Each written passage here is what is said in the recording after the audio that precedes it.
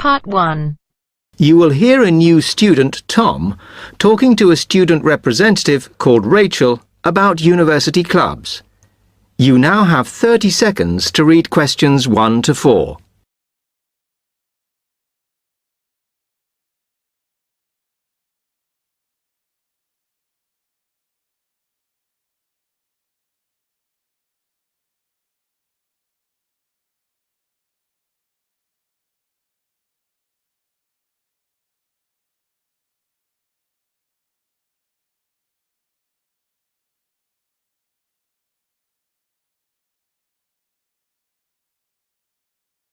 Hi, welcome to Freshers Week. I'm Rachel. Can I help you? Oh, hi. Yes, I was hoping to find out about some clubs I could join. Well, all the club stands are here in this hall. What were you interested in? Not sure. I wanted to do something where I could meet people. Well, take this leaflet with details of all the clubs and see what you think. Oh. It'll probably depend on what day you're free. Like on Mondays, there's the film club. Then on Tuesdays, you've got the climbing club. That's really good. I'm in that. Then on Wednesdays, you've got chess, if you want something a bit more intellectual. But you should look through carefully because all the clubs run extra activities as well as their normal meetings. Oh, yes, I see. So, it looks like the film club has discussions after the films. I'd quite like to go to those. Then climbing. Goodness. It says here that the university has its own climbing wall. That's impressive. And they go on weekend trips. Cool. And it says the chess club normally just does games with whoever turns up. But it also runs competitions sometimes. But I bet you've got to be pretty good to do that. Yes, I think so. And how many people are in the clubs? Are they all really full? Well, obviously they're all different. So, for example, the film club has just increased its membership from 85 to 125. But I think they're hoping to extend it to 150. The climbing club's quite small, 40 people. And the chess club is fairly healthy at 55. Right. Okay. So who do I see if I want to join these clubs? Well, if you go round the stands and speak to the people there, for the film club, that's the events organiser. For climbing, you'll need the club secretary, and the chess club is organised by one of the maths tutors. OK? Yep. I think I'll start with the climbing club. It sounds good. Oh, well, as I said, I'm in that, so I might be able to help you a bit. You now have 30 seconds to read questions 5 to 10.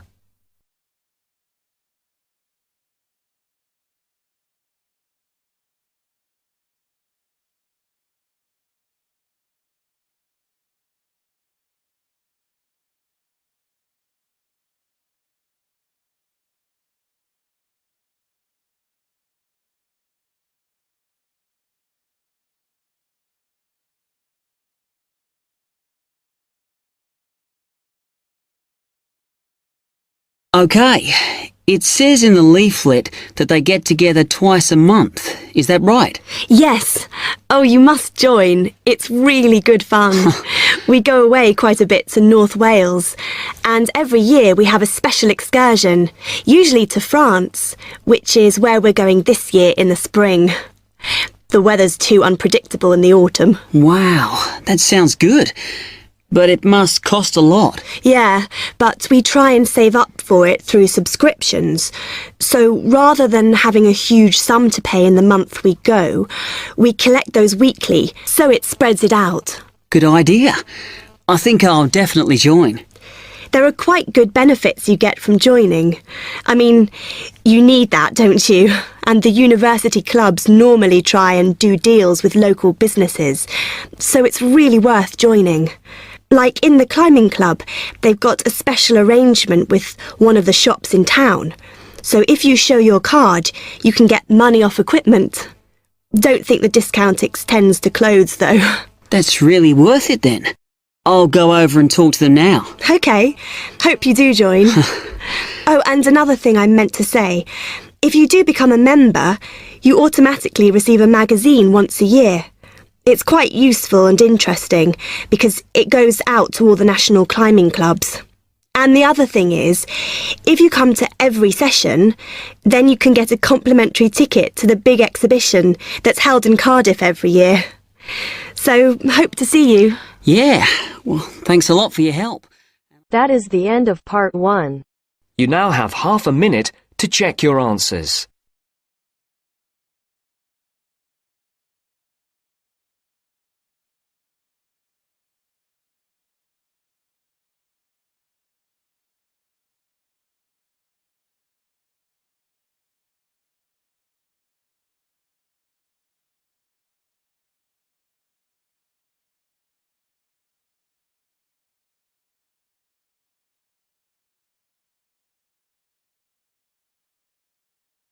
Now turns to part 2.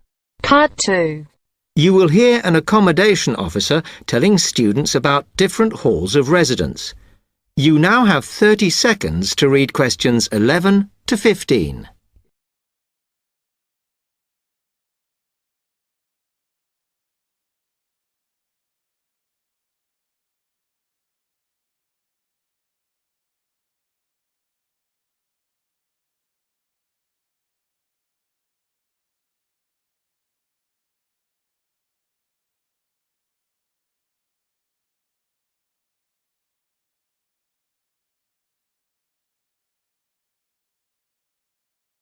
Good afternoon, and welcome to Stanton University. I'm here to tell you about the various halls of residence we have available, should you choose to come here.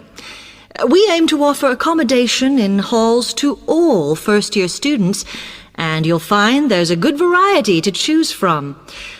First of all, there's Brown Hall, which, as you'll see, is not the most modern of buildings, but it is very popular with some students.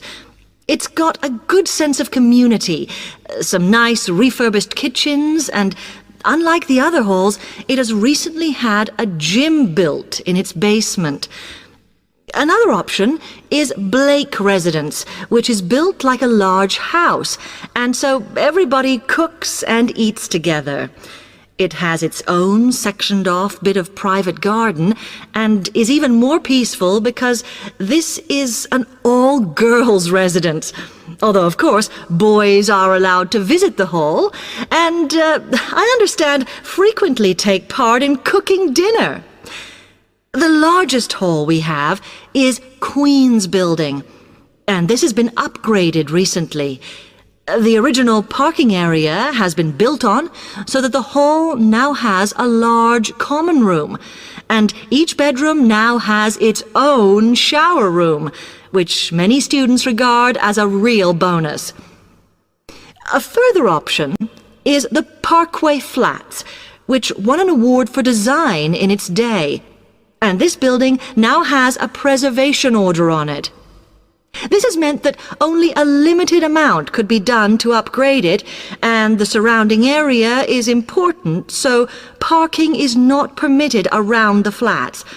However, the flats do have many extra facilities, such as a special computer room, a small library, and a self-service restaurant. The cost of breakfast, lunch and dinner is covered in the fees for this hall, so it does look a bit more expensive. The last residence we can offer you is Temple Rise, which again is slightly more expensive than other halls as the rooms are larger. This has got very lovely views across to the coast, and this more than compensates for the fact that bathrooms here are shared between 6 students. However, the hall has domestic staff who clean the rooms once a week, so this is perhaps an attractive option for the messier amongst you. You now have 30 seconds to read questions 16 to 20.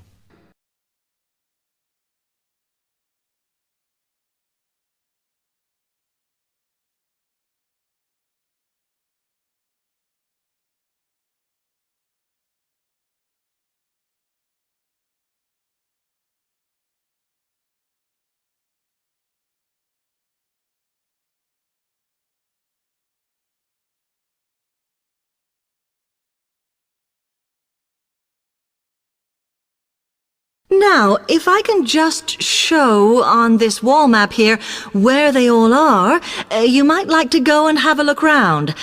If you come into the main university entrance, at the first junction, you'll find that Brown Hall is on the corner opposite the theatre. So you're nice and near the station here, though I think it can get a bit noisy with traffic. The same applies to Blake Residence, which is directly facing the junction to the university entrance. These halls are often used by medical students and such like, as they're out all day, so don't notice the noise. Anyway, if you then walk along Campus Road towards the main circle, you'll see the library on the corner, and Queen's Building is just past that as you head north. You will find that it is quieter here, and you may get fewer visitors. By the way, the circle is quite a feature of the campus, as it's set into the hills and has a brand new sports center in the middle. It's worth going to look around it. Now, the Parkway Flats are on the opposite corner to the library, facing the circle, as you head towards the main buildings. The main buildings are only about a 5-minute walk from here, and places in these halls go quickly, so my advice is to reserve your place as soon as possible. Then Temple Rise is inside the circle, next to the sports center, but further from the main university buildings. Now, if you'd like to go off and physically look... That is the end of part 2. You now have half a minute to check your answers.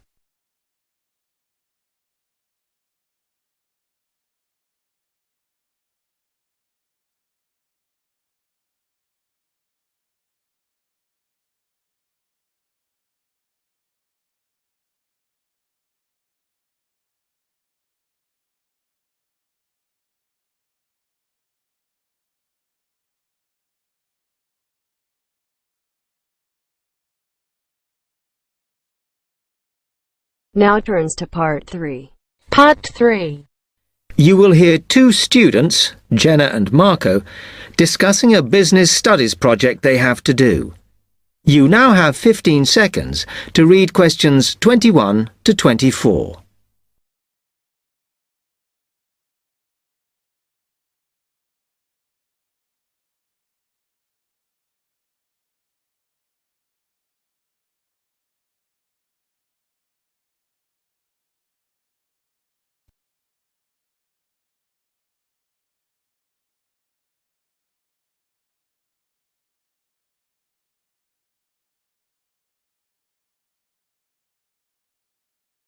Come on, Marco.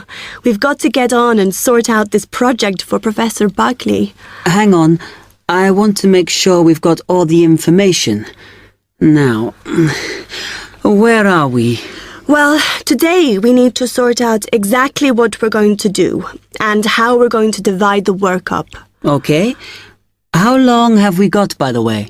The end of term is April 6th, and he said to hand it in on week 8, so that's March 25th at the latest, because the beginning of that week is the 21st, so not long. Right. Have you got the notes there? Yes. He wants us to do a fairly small-scale study, like the last one, on whether or not businesses were offering more benefits to staff. And we've now got to look at the rise in older workers. It should be fairly straightforward. Yeah, as long as we keep it small. Who's marking it? I don't know. Sometimes he gets the PhD students to mark it for him. Oh, actually, it just says here, a senior lecturer. I suppose it's too much for Professor Barclay to do them all. Yeah. Anyway, how are we going to go about this? Well, we have to decide how big we want it to be and who... Yeah, but I think we must sort out a timetable for the project. Otherwise, nothing will get done. Okay. Do you want to do that? All right. I'll do it as soon as we finish here. Read questions 25 to 30.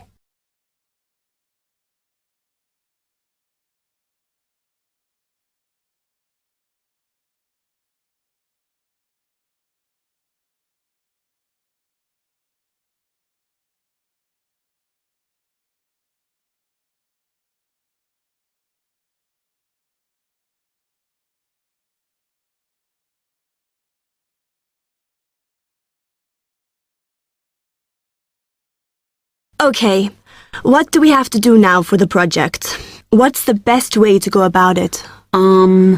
Well, Professor Carter suggested we set up a focus group to get some in-depth interviews, but I think that'll take a lot of time. Yeah, I agree. If we did a focus group, we'd have to spend time deciding who to include in it, and it's not necessary to do one anyway. Oh, fine. And if you agree, I think we should get in touch with the businesses on the list Professor Carter gave us and ask them if they're prepared to participate. Sounds good. Then we can go there, give them questionnaires, and collect them later. Exactly. Okay. Then, do we need to book one of those study rooms in the library so we can work together to input the data? Perhaps not, as I guess just one of us could just sort it out actually. Yes, that would be easier. A lot of what we're doing is qualitative, so it'll be writing up rather than statistics. No software for that, I'm afraid. And I think it would look better if we had actual shots of some of the staff, because we're citing appearance as a factor in employability, aren't we? Yeah, okay. I'll factor that all in when I sort everything out tonight. I'm glad we decided to work together. I think it's going to work out well. Yes, well, given that we had to work in pairs on this project, I think we were right to choose each other. We complement each other academically, as we're each good at what the other isn't. In fact, we should have tried working together before. Yes. Now, how shall we split the work? I'll do the analysis, shall I? Oh, okay. It's just that it might be faster, because I'm used to doing it. Although your English is better than mine. I need more practice at reading, really. Okay, I'll do the presentation then, if that's okay with you. Yeah, sure. I don't mind speaking in public, but I hate preparing all the notes for them. The thing is, the tutor said one person should do the whole presentation, and he said he expects me to do it because I haven't done one yet. No, that's fine. Now, let's see. That is the end of part 3. You now have half a minute to check your answers.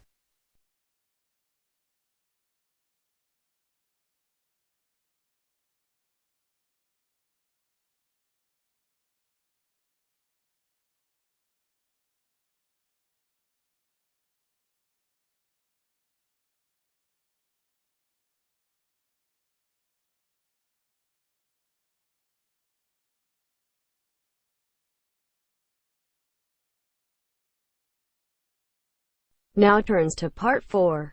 Part 4. You will hear a media studies tutor giving a lecture about news sources. You now have 30 seconds to read questions 31 to 40.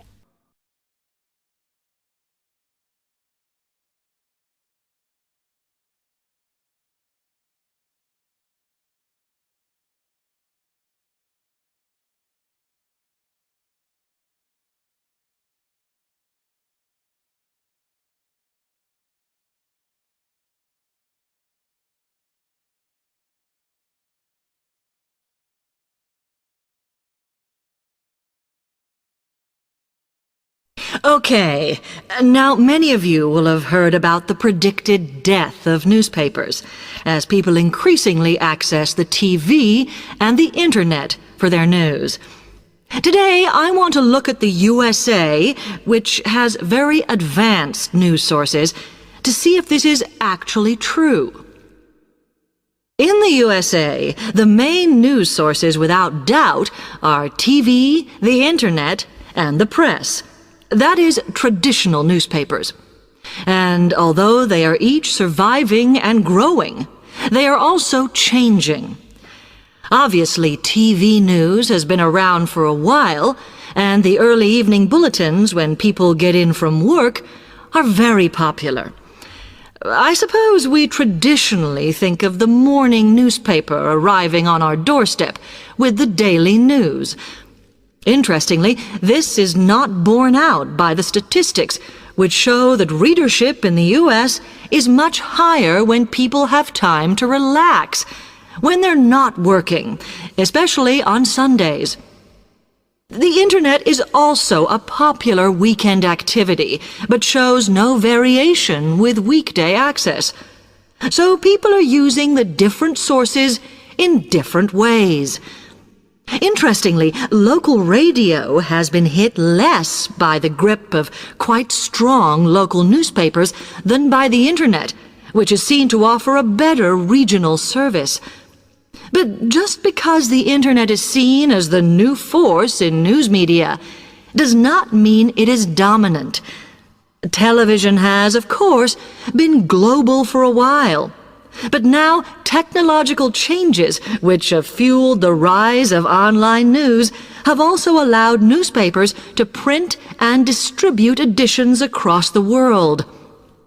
In fact, Internet news, which is seen as the big competitor for traditional markets, does not offer that much variety.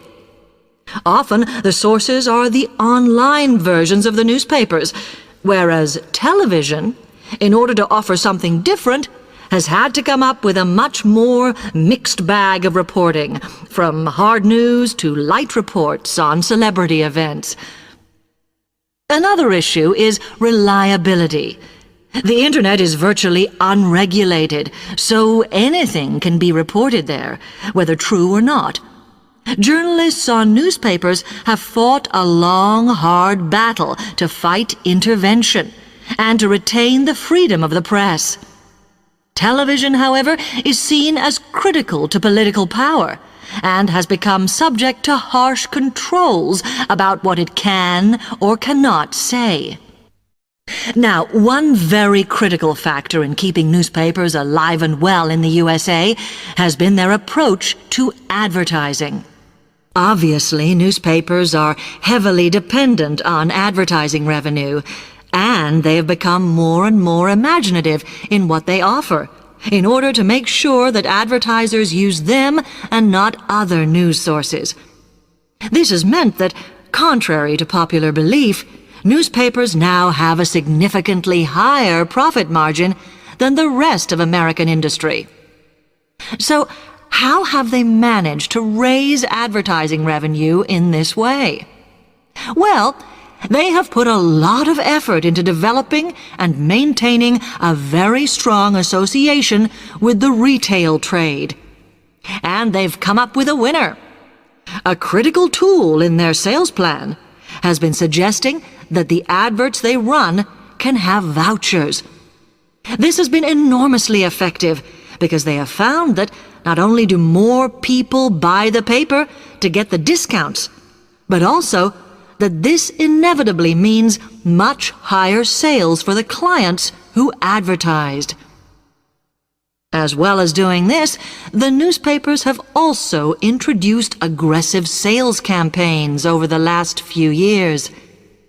This has resulted in a significant and continuing rise in the number of advertisers prepared to pay the extra for full-page ads. So, what I would like to move on to... That is the end of part 4. You now have half a minute to check your answers.